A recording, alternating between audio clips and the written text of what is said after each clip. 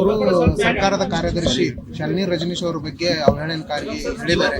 Last time ಕೂಡ ತಮಗೂ ಕೂಡ ಸದನದಲ್ಲಿ ಅಂತ ಪದಗಳನ್ನ ಬಿಜೆಪಿ ಶಾಸಕರು ಮಾಡಿದ್ರು.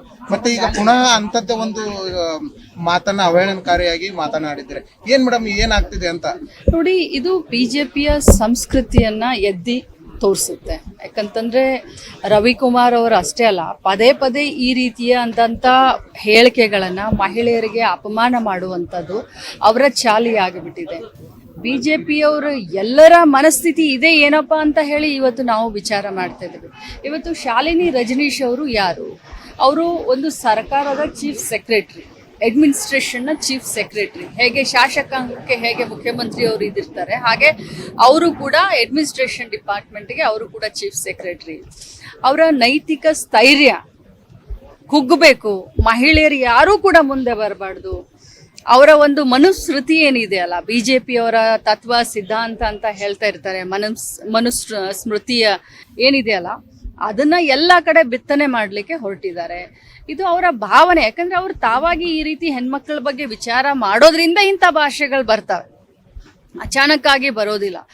ಕೆಟ್ಟ ಬಾಯಿ, ಹೊಲ್ಸು ಬಾಯಿ ಏನ್ ಮಾತಾಡಿದ್ರು ಜನ ಸಹಿಸ್ತಾರೆ, ಕರ್ನಾಟಕ ರಾಜ್ಯದ ಜನ ಅವ್ರನ್ನ ಬದುಕಿಸ್ತಾರೆ ಅನ್ನುವಂಥ ಭಾವನೆ ಬಿಜೆಪಿಯವ್ರಿಗೆ ಬಂದ್ಬಿಟ್ಟಿದೆ.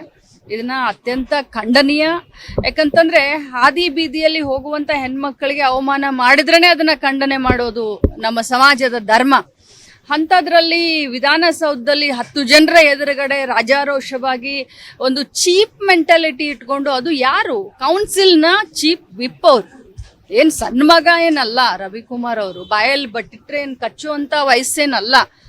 ಒಂದು ಚೀಫ್ ಸೆಕ್ರೆಟರಿಗೆ ಆ ರೀತಿ ಹಾಯಾಗಿ ಮಾತನಾಡ್ತಾರೆ ಅಂತಂದ್ರೆ ಅವರ ಮನಸ್ಥಿತಿ, ಅವರ ಭಾವನೆ ಒಬ್ಬ ಮಹಿಳೆಯ ಬಗ್ಗೆ ಯಾವ ರೀತಿ ಇದೆ ಅನ್ನೋದು ನೋಡ್ಬೇಕು.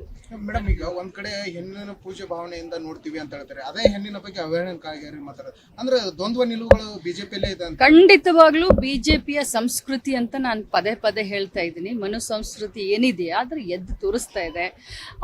ನಾನು ಮತ್ತೆ ಇದನ್ನೇ ಹೇಳಲಿಕ್ಕೆ ಬಯಸ್ತೇನೆ, ಅವರು ಕೂಡ ಒಂದು ತಾಯಿಯ ಗರ್ಭದಿಂದ ಹುಟ್ಟಿ ಬಂದಂಥವ್ರು. ಅವ್ರಿಗೂ ಬಹುಶಃ ಹೆಣ್ಮಕ್ಳು, ಅವರ ಅಕ್ಕ ತಂಗಿಯರು ಇರಬಹುದು, ಅವರ ಹೆಂಡತಿ ಕೂಡ ಹೆಣ್ಮಗಳು, ಮಕ್ಳು ಇರಬಹುದು ಅವ್ರಿಗೆ. ಆದರೆ ಈ ರೀತಿ ಬೇರೆ ಹೆಣ್ಮಕ್ಳಿಗೆ ಮಾತನಾಡ್ತಾರಲ್ಲ, ನಿಮ್ಮ ಮನೆಯವ್ರಿಗೆ ಬೇರೆಯವ್ರು ಹಿಂಗೆ ಮಾತನಾಡಿದ್ರೆ ನೀವು ಸಹಿಸ್ಕೊಳ್ತೀರಾ? ಈ ಪ್ರಶ್ನೆ ನಾನು ಕೇಳಲಿಕ್ಕೆ ಬಯಸ್ತೇನೆ. ಈ ವಿಡಿಯೋ ನಿಮಗೆ ಇಷ್ಟವಾದಲ್ಲಿ ಲೈಕ್ ಮಾಡಿ, ಶೇರ್ ಮಾಡಿ, ಸಬ್ಸ್ಕ್ರೈಬ್ ಮಾಡಿ.